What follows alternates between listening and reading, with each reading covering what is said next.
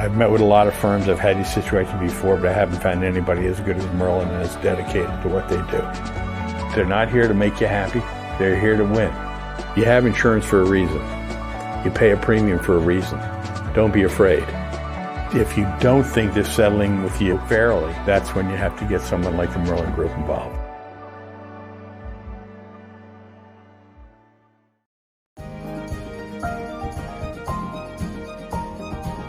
My name is Chase Johnson. I'm from Denver, Colorado, and we have used C3 Group several times on some of our large loss commercials and our higher end residential for their appraisal services and their public adjusting services. Their knowledge of the market, of the ever-changing regulations, and their ability to create a very thorough estimate from an understanding of construction and the management of the project.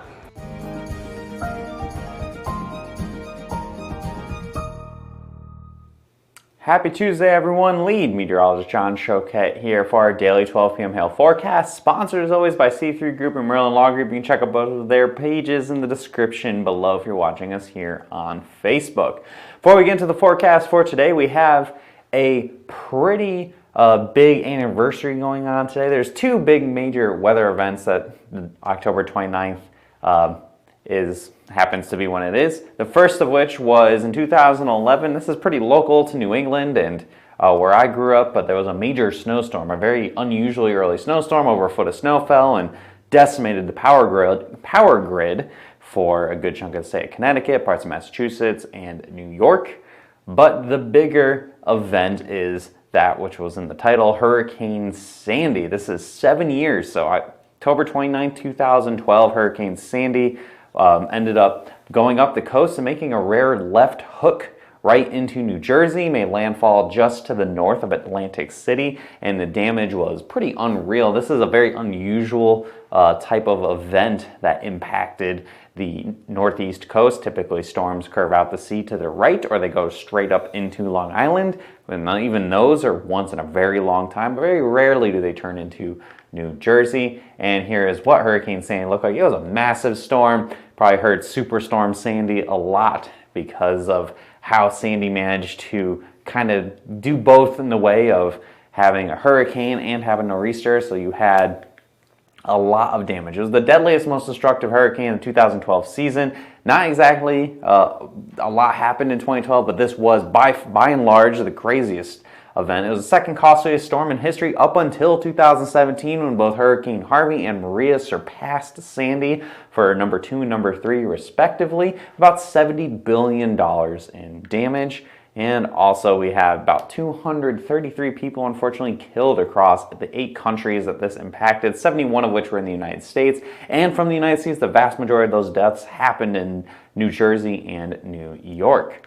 So finally, probably one of the biggest stories that came out of Sandy, outside of course the hurricane, was the amount of insurance fraud that happened after the effect.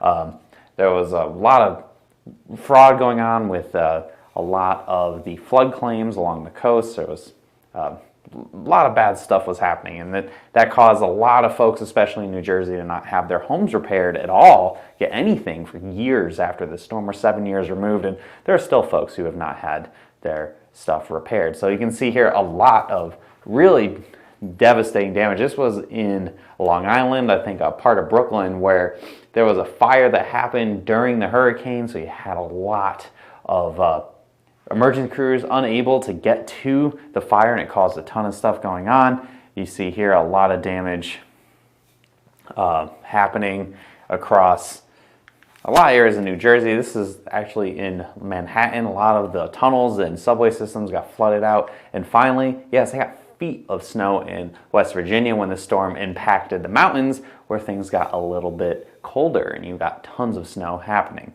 So yes, a lot of people still rebuilding around. That's right, Nick.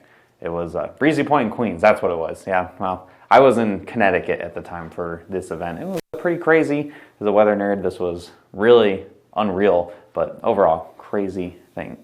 Yeah, tornadoes in Dallas sure did some damage. So I see you folks talking about Dallas here. Here's our forecast for today. Can Texas squeeze out some hail? It is cold.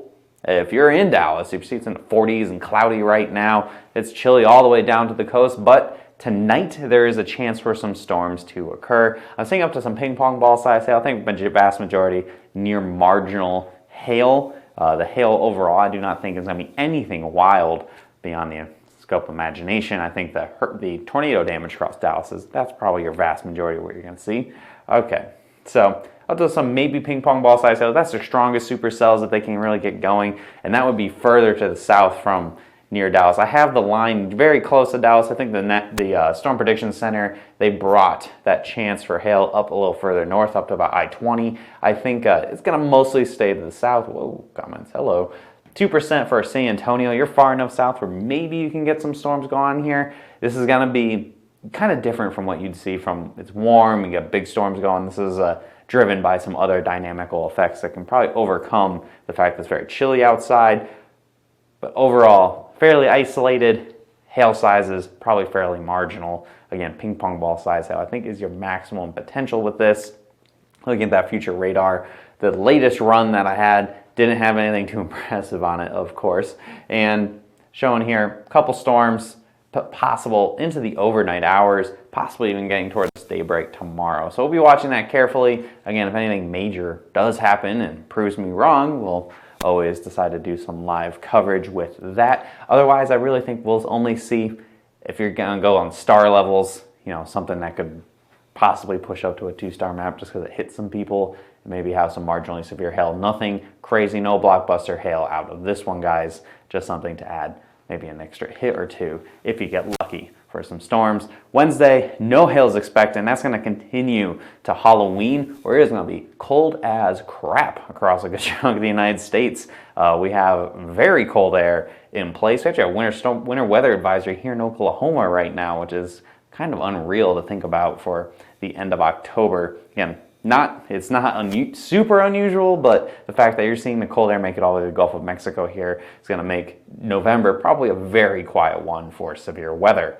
So that is all we are going to really talk about for hail. And Wes saying thanks for keeping it south. Now he expects a 5-star in North Dallas. And probably that seems to be how my luck rolls on some of these bad boys.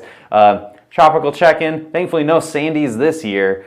We have a 30% chance of maybe some subtropical garbage to form out here way in the northeastern Atlantic. Nothing to worry about in the United States. I think hurricane season is quietly coming to a close here, much unlike previous years, where like 2012, where you get that unfriendly reminder that yes, hurricane season does go into November. Just because you get into October doesn't mean the hurricanes stop. So that's all I got for you guys today. Follow us here on Facebook. Hit See First. As always, if you don't want to miss any of our updates here on Hail Trace, you need any assistance with our website or app, we are more than happy to help you guys out. Just give us a call and we will set up a training with your team or just you, whoever it needs to be, so you're squared away and you are taking full advantage of what Hail Trace has to offer. And the number is right there on the screen, 855-334-4245. Email us info@hailtrace.com. Visit our website at hailtrace.com. There's a whole lot of stuff that we'll be posting